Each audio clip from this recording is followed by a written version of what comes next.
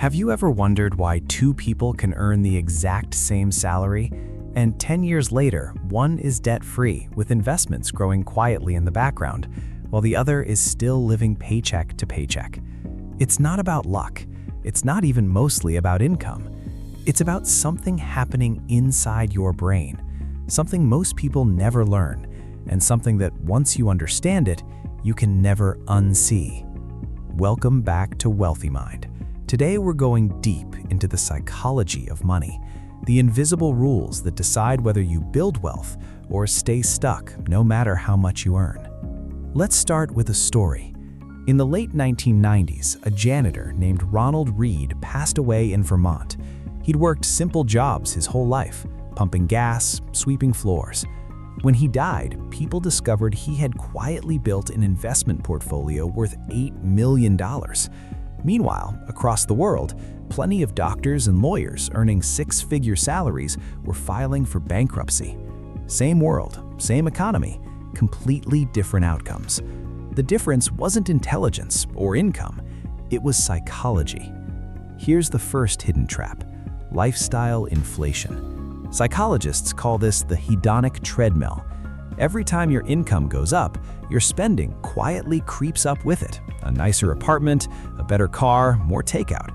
Your brain adapts to your new income almost instantly, so you never actually feel richer. Warren Buffett, despite being one of the wealthiest men alive, still lives in the same modest house he bought in 1958. He once said the worst use of money is to compare yourself to people richer than you. The moment you stop trying to keep up, you start getting ahead. The second trap is what behavioral economists call present bias. Our brains are wired to massively overvalue immediate rewards and undervalue future ones. That's why spending $100 today feels so much more satisfying than knowing that same $100 invested could become $1,000 in 20 years. Your brain simply isn't built to feel the future. But here's the good news: you can train it. Every time you choose to save or invest instead of spend, you're literally rewiring that bias, one decision at a time. If you're enjoying this audiobook and learning something valuable, don't forget to subscribe to the channel. It helps us bring you more life-changing finance content and keeps you connected with our future uploads. The third trap is the scarcity mindset. And this one is sneaky because it can affect people who have plenty of money too. When you constantly think, "I don't have enough," your brain shifts into survival mode. Stanford researchers found that scarcity thinking actually narrows your focus so much that it lowers your ability to make good long-term decisions, almost like a temporary drop in cognitive bandwidth. People making decisions under financial stress performed worse on reasoning tests, comparable to losing a full night's sleep. The fix isn't just earning more, it's creating small wins. A savings buffer, even a modest one, can dramatically reduce financial stress and improve your decision-making. Now let's talk about one of the most powerful psychological shifts of all: identity-based money habits.